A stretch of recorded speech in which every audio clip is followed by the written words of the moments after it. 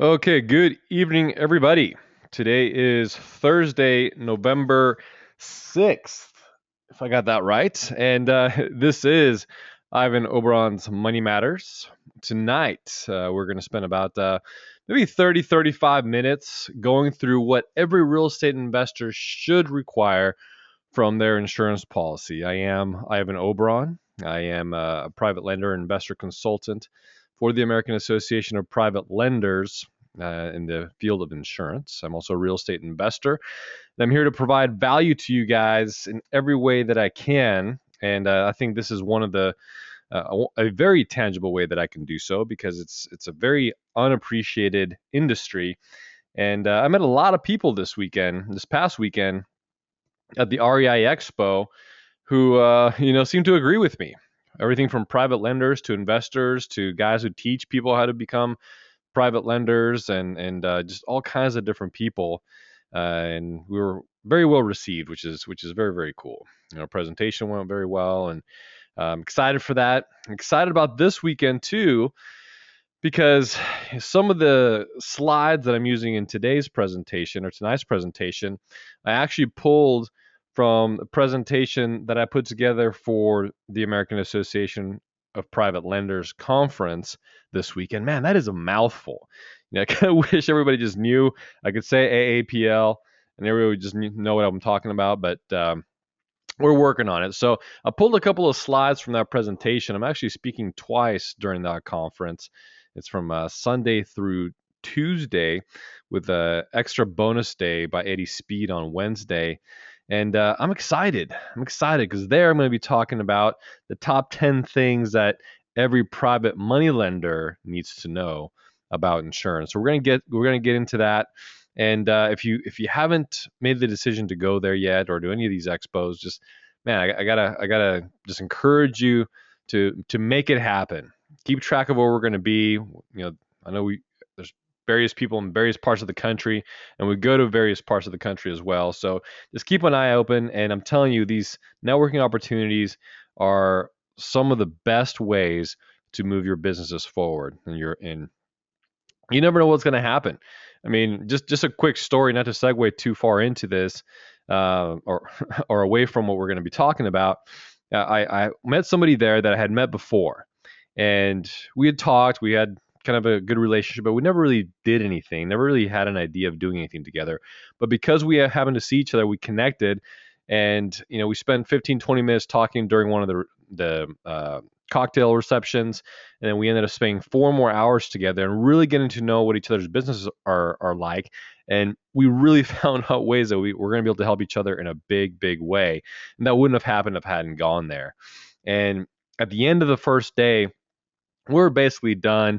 The cocktail reception was done. We were just going to go have dinner together.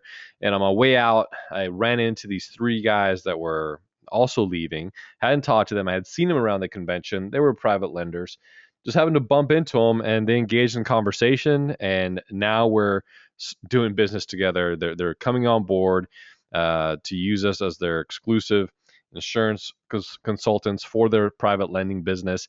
And just because I took that extra time, man, and I was tired, I was beat, I was hungry, and an opportunity came up, and you know what? You got to turn yourself back on. You got to be on and get yourself in state and make something happen. So otherwise, you're just wasting your time. If you can't come away with those things with some good follow up and something positive, then you either didn't go into it with a purpose or you didn't put everything that you had into it when you were there. So that's my admonishment. Now let's get into it. It's going to be very very easy stuff here. All right. So, and this applies to both to investors and even lenders. So what should you require? And these are going to be things that you may be familiar with, maybe you're not, and you can double check these against the types of policies that you currently use, and whether or not your insurance agent currently is offering these things to you. But on the property policy portion, you want to require special risk property form only. Okay, especially if you're a private lender and you guys who are borrowers, rehabbers, just know that when you go to borrow money from some of these private lenders, the hard money lenders out there, they're going to have specific insurance requirements. And those of us who are leaders in this space in the real estate investment industry who are consulting with private lenders, we are recommending that these are some of the things that they should require from their borrowers. Okay, so this is also why it applies to you guys, because as the industry continues to grow and expand and more people get more educated on different things, you're going to see some of these requirements for insurance, just like a mortgage lender has certain requirements for insurance, are coming out. So now a special risk property form, the kind of the end all be all, you should always use this. Well, no, of course, it depends on your particular situation, because we have basic, broad, and special form. And depending on what you're doing and your um, particular appetite for risk tolerance, and an example would be when I've done rehabs that are completely just about ground up restorations, right? I'm down to the studs. I'm redoing everything. I'm doing everything brand new. I've gone with basic or broad form on those, because I don't necessarily need special form on something like that, because everything is going to be, you know, uh, the loss is going to be more mitigated, especially when I'm doing multiple projects. I have to figure out how to mitigate my costs. So, but special risk property form should be what you're going after in most cases, and this is what your private lenders are going to be requiring. All right. Hopefully, I didn't convolute that too much, man. Policy type. You want a commercial policy form on a master policy type schedule. Okay, most of the people out there that I see are offering and are obtaining policies that are written on a personal lines policy form, and there are very specific limitations that you run into when you're using a personal lines policy form in regards to coverage, like pollution coverages, and some of the other flexibilities that a commercial policy form offers, like increased liability limits. And then, of course, the master policy schedule gives you way more flexibility in the way that you can add properties, aggregate locations, reduce your insurance premium costs by using the economies of scale as you scale your business up, either with multiple renovation projects or as you grow your rental portfolios. Okay, when you start kind of doing everything on a one-off basis, the new policy every single time, there's additional costs incurred every single time you start a policy, anytime you make a change to a policy. And then you have all these different policies out there that are not aggregating in order to be able to reduce your premiums. And a master policy type schedule allows you to do that.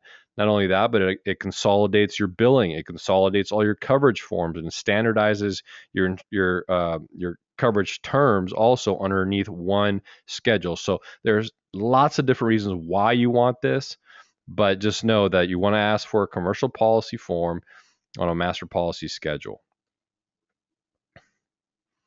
All right, now as far as the amount of coverage, I get this question a lot. Well, how much should I insure my property for? What should I do?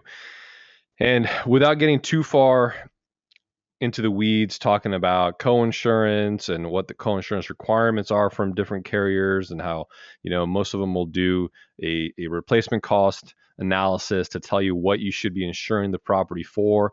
And that may not be, as a real estate investor, it may not be in your best interest to follow that co-insurance requirement guideline and so forth. You should be requiring that the coverage be equal to a minimum of $75 per square foot, and at least equal to or in excess of the loan amount. Okay, what does that mean? Now, for those of you who aren't familiar with the way that we structure our policies and our contracts, when you go to borrow money for a flip, or when you're doing a project, you're going to have a total all-in cost. So you're going to have the acquisition, you're going to have the renovation costs, and you're going to have some soft costs as well. So as some of you already know, insurance is meant to make you whole in the event of a loss. It's not meant for your gain, which a lot of people think it is, but it's mainly just meant to make you whole. So whatever your costs are, your renovation, your acquisition, your soft costs, if there's a loss, then the insurance company is typically going to pay a maximum of whatever you are vested in that project for. So if you're into it for $120,000 and you want to insure for $250,000, Well, guess what? If the thing burns to the ground, you're not going to get a $250,000 claim settlement because you, everybody would be burning their houses down, right? They'd be paying some kid down the street to commit arson and take care of it that way. So that's not what it's about. So when you take out the whole coinsurance requirements that some of these carriers, or most of the carriers out there, enforce you upon you, because that's their way to make sure that they can drive premiums up rather than give you the flexibility to have an agreed value policy to say, hey, this is what we should insure it for. And my recommendation is when you have the flexibility of an agreed value policy with no coinsurance requirements, which is very, very rare, that $75 a square foot should be the minimum. And of course, it should be at least equal to, or maybe slightly in excess of the loan amount. Because of course, when you're borrowing money from a hard money lender, they're going to lend you a certain portion anyway. So what I mean by in excess of, you're going to have a loan from a hard money lender, then you're going to have maybe a gap funds or your own money, and then you're going to have the soft costs. So you want to include all that, and that would be the excess of that particular loan amount. All right, so agreed value coverage. We talked about this. I kind of touched on it, and that goes hand in hand with a no coinsurance clause. Okay, and this can be kind of a difficult topic to understand. So I'm gonna try to make it as easy as possible. Feel free to ask questions if it's unclear or you don't quite understand it. But just to go into a little bit more detail, any of you who've insured property before, who own their home and have a homeowner's insurance policy, or have looked at any of these things before, you may be familiar with this, or your agent may not have ever covered it, which is also pretty common. So when you go to insure a property, insurance carriers by and large have what's called a co-insurance requirement. That means that they're going to go do their Marshall and Swift or whatever that cost valuation software is that they use, and they're going to say, okay, based on this, we believe that the replacement cost is going to be $250,000. So you have to insure your property for at least $250,000. Now, I'm not talking to my California people, because we know that's typically not what you're covering your properties for. But let's just use that as a round number, because there's people in a bunch of other places where $250,000 it gets you a really, really nice house. So they're going to say, okay, we believe that the replacement cost of this is $250,000, and we're going to have a 90% coinsurance requirement. So what that means is that you have to insure that thing for at least $225,000, right? Because that's 90% of 250, or suffer a coinsurance penalty in the event of a claim, which means for every percent that you insure below that 90% or that $225,000, when a claim happens, they're going to reduce your claim settlement payment by that percentage. Okay? Now, let's stop right there for a second. Does everybody understand that? Raise your hand, throw a comment in, just say I get it. Is that clear? Okay, you guys are not participating. You're putting me to sleep. I'm putting you to sleep. Okay, so we got one hand. Okay, so one of you gets it.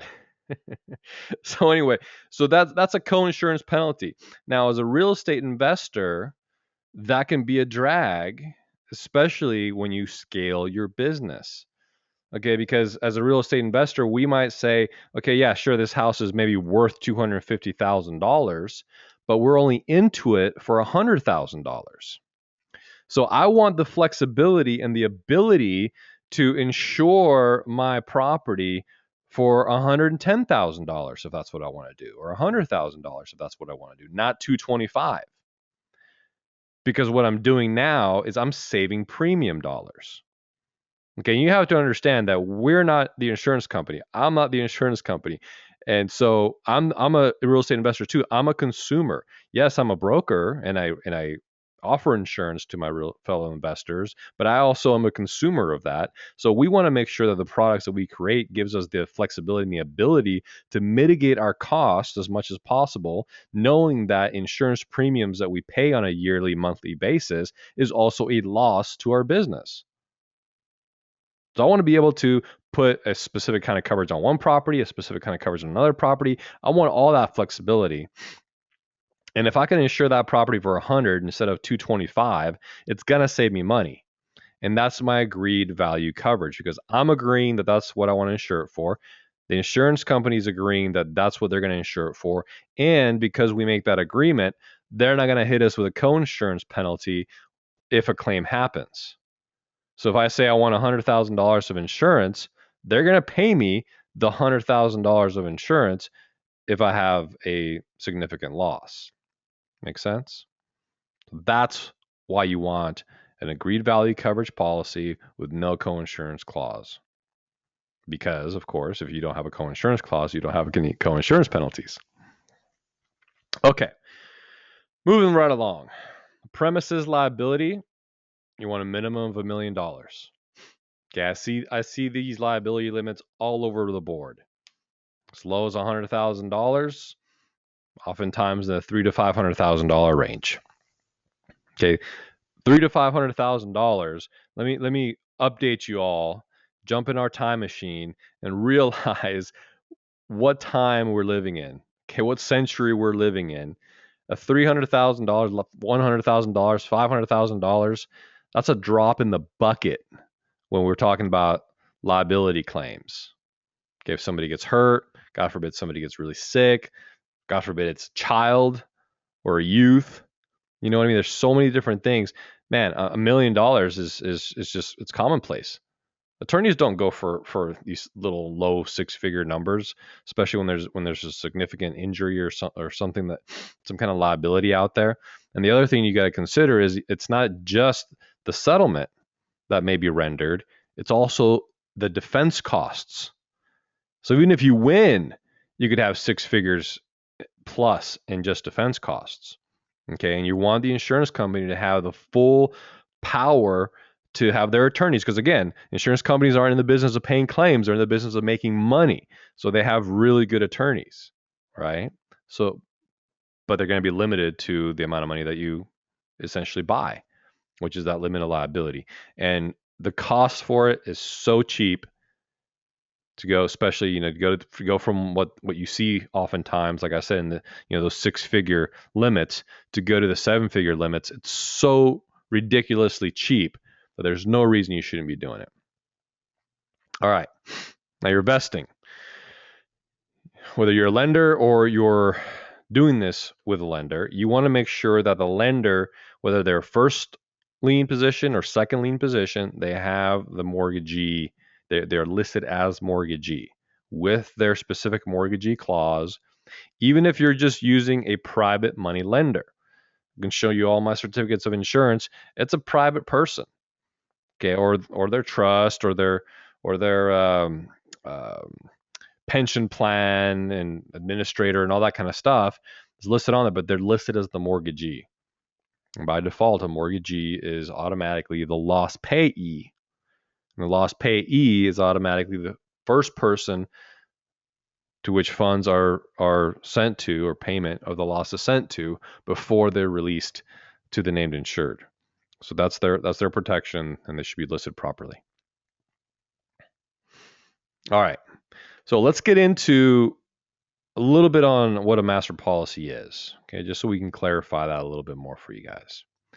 Okay, and this is a basic definition. I'm not necessarily going to read it, but it's basically stating that it's a policy that combines or can combine and aggregate different locations, coverages, deductibles, billing, and have everything issued under certificates of insurance to the insureds under the policy, evidence under that coverage in that master schedule. Okay, that's the and that's why they don't want to read it, because it's kind of here. I'm gonna go ahead and mute you there, buddy. So that's what it is. But essentially, it's a what I call a portfolio policy. Also, I like to use the term portfolio because I think that's easier to understand. Where you can just add and delete things. Okay, so what are those benefits? So the standardization of coverage terms. So you have everything scheduled on one master policy, whether it's it's a vacant property, whether it's a property that's under renovation, whether it's a rental property, whether it's a note, and regardless of how many controlling entities are involved in all those things. So it standardizes everything, all the different coverage types, coverage forms that are available. We can do all that for you under a master policy. We talked about the economies of scale. The more properties you get on this master policy, the greater ability that we have to reduce your premiums from a location to location basis. You have the benefit of a single renewal date. And I've helped so many people with this. I mean, just imagine as you scale your business up and you have 4, 5, 6, 10, 50 different properties out there, and you have them with different insurance companies and carriers, and you have different renewal dates. So it's like you're constantly having to stress out, worrying about, okay, where's my renewal? What's my payment going to be? And all these different things. When you have everything on a single renewal date, you have one time a year that you review everything, you renew the policy, you make whatever changes need to be made, and you move on. The acquisition and divestiture ease. Okay, this is one of the things that I love about this, and like I said, when I first started working with this, I was just a consumer. I had found the right type of coverage, and at that point, I was ramping up my business. I had acquired 4 properties that month, and then after I started using this program, pretty soon within the next month, I had another 12, and so it was so easy to just say, okay, I have my client profile set up, and now I bought a new property, and this is what it's going to be. This is what I want it insured for. Just add it. And so I'd go and you add it. Okay, I'm done with this property.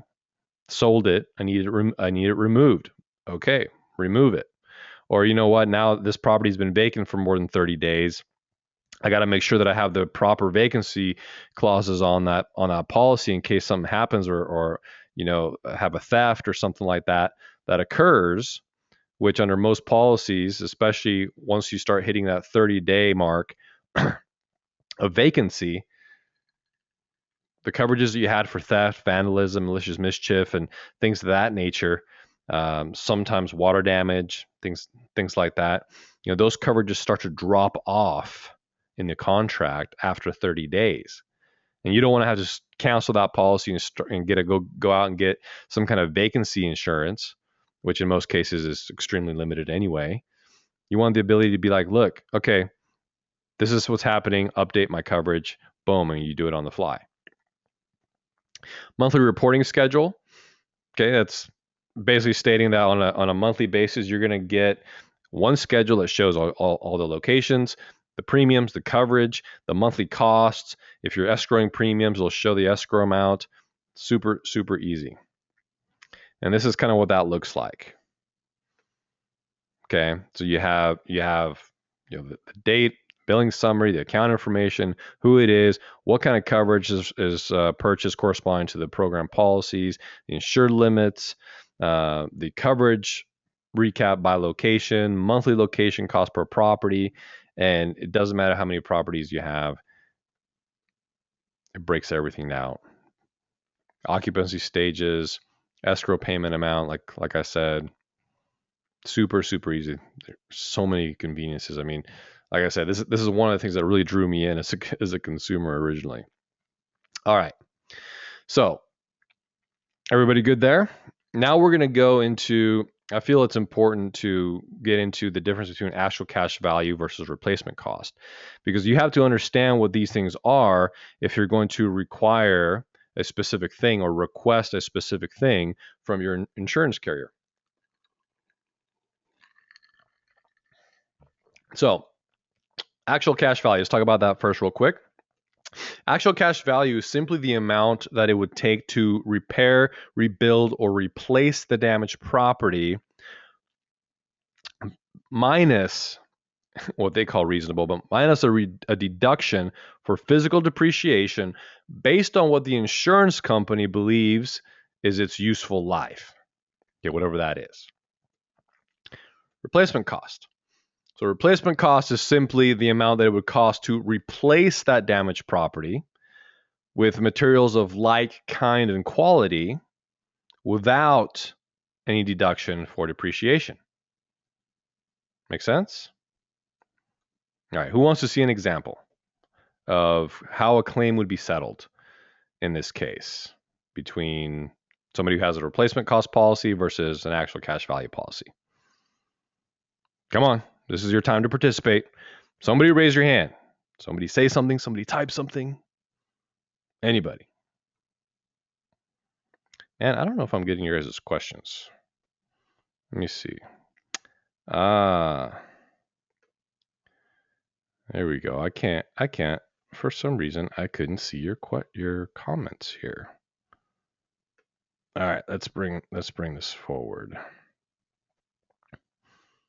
Yeah, bear with me here. For some reason, I can't see your questions coming through when I have this thing fully blown up. So what I'm going to do is put it like this. Okay, good. All right. Well, now this doesn't. All right, I'm going to need to go back to this. Okay, so once upon a time, you guys ready? Okay, once upon a time, there were two real estate investors. Their names were John and Bill. Now, John had a replacement cost policy, and Bill had an actual cash value policy. One day, well, we're going to say that for the sake of this story, that both John and Bill bought equal properties. Okay, they have, same square footage, your build's the same, value's the same, etc. Okay, so they got equal properties. And one day, a fire hits both houses, and they incur significant damage to the roofs. So we go back and we say, okay, the original cost of this roof was $25,000. Both John and Bill carry a $3,500 deductible. Both roofs incur $15,000 worth of damage.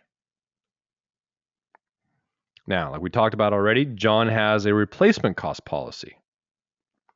So the insurance company will pay full cost to replace the roof minus John's deductible. So here's how it looks. Total damage is $15,000. His deductible is $3,500. Total claim settlement is $11,500. The total out-of-pocket expense for John is $3,500.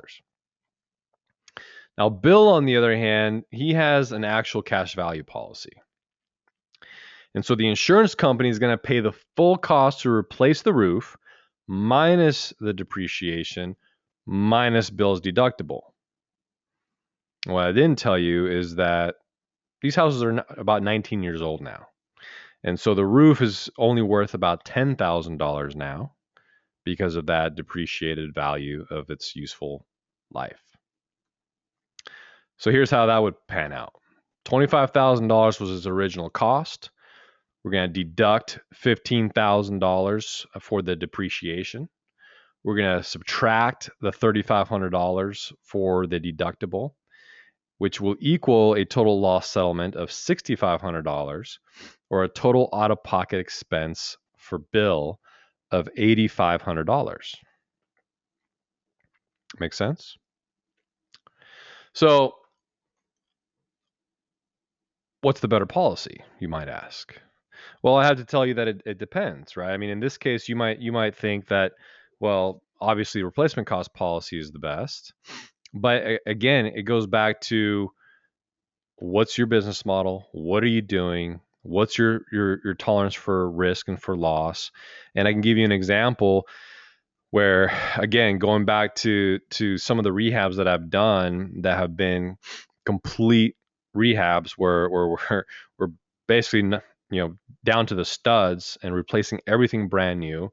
There's all new framing. There's everything, all new utilities, electrical, plumbing, you name it, is brand new. The roof, the siding, the sheetrock, the paint, the appliances, the finishes, everything is brand new. So in that case, I opted to go with an actual cash value policy because I figured if a loss happened during the course of construction or even while it's listed for sale, what, they're going to depreciate me for a month? I mean, so no, I'm pretty sure I'm going to get the full value in those cases. Okay. But we're talking 80, 90, 100 plus $1,000 rehabs in these cases. Okay. So they're big projects. Now, the majority of people, and quite really even the majority of the other projects that we've done, will go with a replacement cost policy because we're not doing a full rehab. Like, I don't know how else to describe it. Yeah, we're basically just updating things. We're moving some things around. We're upgrading some stuff. So if a loss happens, there are still lots of things in that house that could be depreciated because they're not brand new. Okay, makes sense? All right. Any questions so far? Any comments? You guys doing all right? Okay. So I'm gonna get into some of the differentiators that we have as far as our program as a whole that I don't think you're gonna find anywhere else out there. And I'm gonna go through these pretty quickly. Some of you have heard some of these before, but basically you can't go wrong with a company that was founded by investors, tenured insurance guys who are tenured real estate investors who understand all the intricacies and coverage needs from both sides, right? Because you know what you want as an investor, and you know what the difference is between coverage and what's available to you out there with the insurance background. So that's one thing that you can't find anywhere else. You can do any property under any stage of renovation, occupied, vacant, or under renovation, no location limits, and it can all be on the same schedule. That's another big difference is once you start getting multiple locations, you have to go to a different carrier. A lot of carriers won't insure more than 10 properties at once. We can also insure multiple owners and controlling entities in one schedule, like trusts and LLCs, corporations, etc. We're also national in scope, so we can do business in any state that you're in. We can make sure that, for our lenders, of course, that we have the right policy and the right coverage every single time. And there's a benefit to you guys because the last thing that your lender wants to do is be held up by, getting the right type of insurance. Maybe this guy doesn't know what, can't comply with these requirements that they have. So we understand the industry and we don't hold that stuff up. Make sure that the claims payments are handled for both the borrowers and the lenders. Again, giving you guys an edge if you're a borrower. And we also have a third-party claims administrator called McLaren International. So there's an unbiased party handling all the claims. No co-insurance penalties, same-day proof of insurance, special form coverage, full theft coverage on your renovation and vacant properties, which is huge, and you cannot find that. Really, I don't know where you can find it, the full theft coverage. No minimum earned premiums, which means that when you take out a policy, for whatever reason you decide to sell the house 2 weeks later, but you've already paid 2, 3, 6 months in advance. Well, guess what? Unlike most carriers out there who have a 25 or 50% co-insurance or a minimum earned premium, you can get all that money back that you didn't use and basically just pay for the 2 weeks. Because of the way we structure these things, we also have the most competitive rates for the type of coverage that we offer. We have no vacancy clauses, so the full theft and vandalism coverage is included. So if you want any more information, email me, ivan@nreinsurance.com. And now I would like to open it up for questions. And I'm going to see if you guys are asking some now that I can see. All right. Roughly on a percentage basis, how much does replacement cost endorsement add to the premium? Fred, I don't have a percentage for you, but it's pretty minimal. You can go from something that you're paying, let's just call it $45 a month. You might go up to $48 a month. So it's pretty minimal, depending on the coverage amount on the face value of the policy. All right, guys. Like I said, we're going to keep it to 30, 35 minutes. Want to go over some things that I feel are very important coverage factors. Let me see. You insure for 80%. You have 10% coinsurance penalty. You have a total loss. How much would you get in a claim? Well, if you're insured, let me go through that again. So you're insured for 80% of $200,000. You have a 10% coinsurance penalty. Yeah, there you go. Okay, so if the claim is $200,000 and they're going to hit you with a 10% coinsurance penalty, you're basically going to be stuck holding $20,000 of that loss. Does that make sense? It's pretty easy. If it's a full, if it's a total loss and it's a full $200,000 and you're 10% underinsured, below their coinsurance requirement, then they're going to hit you with a 10% loss or 10% coinsurance penalty on that loss. Okay. Yeah, that's what you thought. Of course, that's what you thought because you're a smart guy. All right, guys. Was this valuable? Did you guys get some information? Was I able to explain some of these things in a way that was easy to understand? Okay, good. And for those of you who showed up late, thank you for that. You missed some of the best parts. That's what happens when you show up late. You always miss the best part. All right.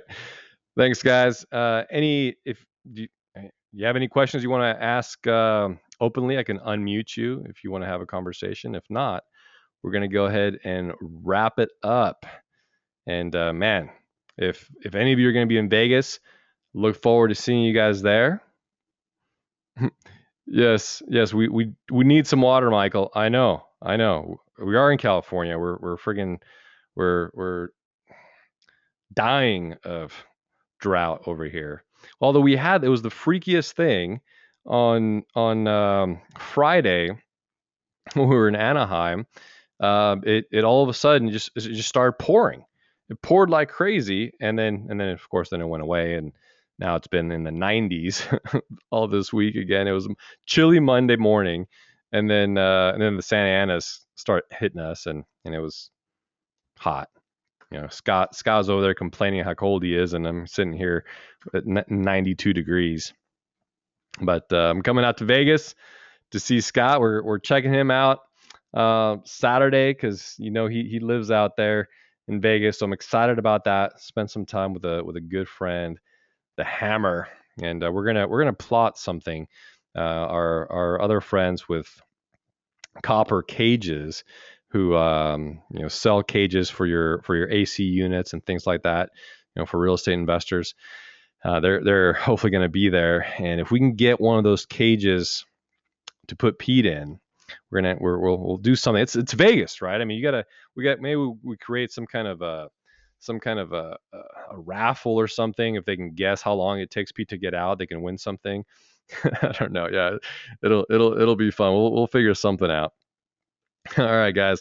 I'm glad you guys were here and spend this time with me, and I'll let you know how it goes. Until then, have a great rest of your night and a great weekend. Talk to you guys soon.